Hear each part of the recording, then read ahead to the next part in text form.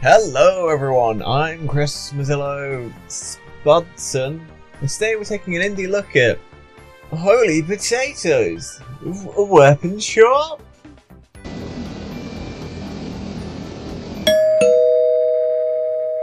So the game's one of those sort of resource management games in which sort of you're a potato, hence the name. Potatoes! And you become the proprietor of a weapon shop, primarily owned by your uncle or grandfather or someone's friend called Agent 46.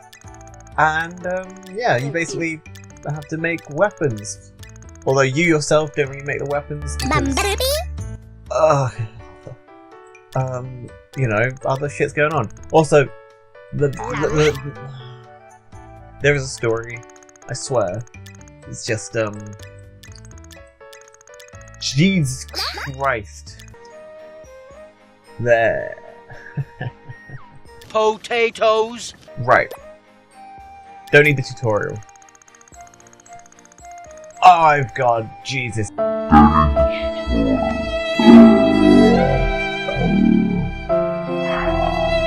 No, please. Please. There's no escape. Right, so one of the main things you've got to do is obviously forge some weapons.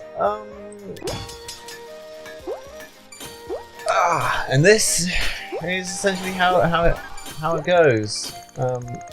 Shut up! This is it. This is what the game is. It's a sort of game where I can, you know, I played it to completion and sort of got myself wrapped into it. But it's not exactly good. Like, genuinely, there's not much going on. There's not enough happening in the game for it to be a proper management game. As it's just like, you know, you just hit go and then it goes. It's not. There is some level of making sure the right person's on the right thing, but I realized like super early on the best way of making things, which I shall show you in a second once this fucking story ends. Boil 'em, mash 'em, stick 'em in a stew. So yeah, the general premise, like with making weapons, for example, as you can see, this guy would benefit from like a speedy dagger, right? What I can do is conveniently the exact number of places on each bit of equipment is half of the maximum number of people I can have. And eventually you get people who need like secondary stats. And it just becomes a simple matter of like, oh, these two people are good at speed, put them on the speed thing. And then the other people, you know, like, oh, they also want accuracy, then you put the other two on the accuracy thing. And it's really like, you know, when you start doing that, you just make ridiculous amounts of like, you know, high quality equipment constantly. And I really found myself running out of money, pressed for time, anything. There are numerous instances where, like, you know, once you reach a certain renown, or once you reach a certain, like, milestone, 1846 were like, I need some money, ha ha ha ha. And the story's like, oh no, oh, how will I ever make 20,000 spud money by the time is up? And then I've already got like 100,000 just waiting, because it's really easy to make good weapons in the game. And like, what? Then we go like to go, you know, you go on to sell your weapons. So you know, and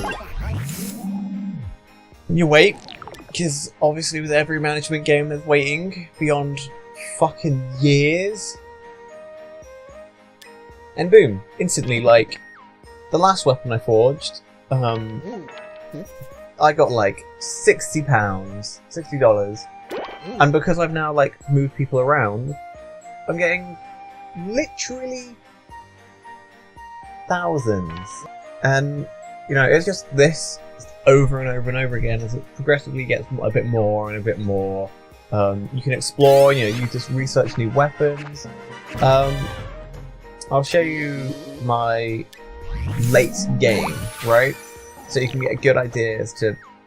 What's status, precious? What's status, huh? Boom. So as you can see, there's a lot going on. There's a dog and various other bits and pieces. But I've created discovered every single weapon, every single weapon in the game at this point. Also, I don't have my glasses on, so let's say I want to make a weapon for Conqueror. Yep, I can read. Here. I'm like, okay, so I'm gonna make a katana, but he needs attack primarily and speed secondarily. So what I'm gonna do is move all my people to where they need to be. And also, I'm not sure if you noticed, but they all have hilarious names. Like Heisenberger, like in the old Breaking Bad. Remember the Breaking Bad? Here's the thing, this game has pop culture references coming out of its ass. And they literally make me want to put my face through a brick wall. I'm fine with corny jokes. I'm not sure if everyone's noticed, but these is just painful sometimes. There's a segment where Gordon Freeman essentially comes into the store. He's like, I need you to make me a disc-based weapon. And then you're looking at the weapon, you're like, ooh, this is a very interesting weapon. And it's called HL3, and you're like, ooh, it's a prototype. And then you make it, and you accidentally break it, and he's like, oh no, that document only had enough blueprint for one copy. Now, Half-Life 3 or whatever they called it will never come out. And you're like,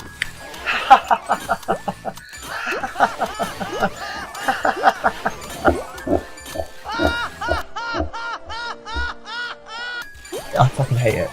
It's so horrendously cheesy. I'm already making an outstanding weapon here.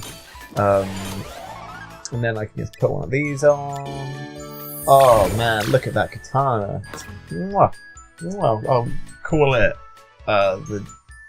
the potato peeler.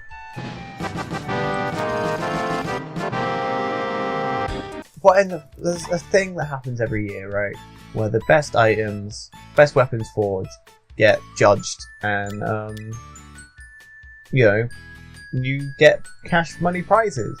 The only issue being, other than literally the first year, I nearly won every single thing. Only failed here because I accidentally bribed too much and got disqualified. And then consistently, without even trying, I've been the best smithy in the fucking universe. And it's alright. It's a game in which I can see myself enjoying. Well, I did enjoy. It's just a nice, simple, management game to just kind of, the systems go on and on and on, and incrementally larger and larger numbers. But that's it. And the writing is terrible. Hi there, and thanks for watching this bizarre indie look that I did. Bit of a rambling video, I realise, but there's more cohesive written thoughts in the written review I've done of the game down below in the description. If you want, you can always check out my Witcher review, which I think is on this side. It's good. I like The Witcher 3. Anyway, thanks and goodbye. Potatoes.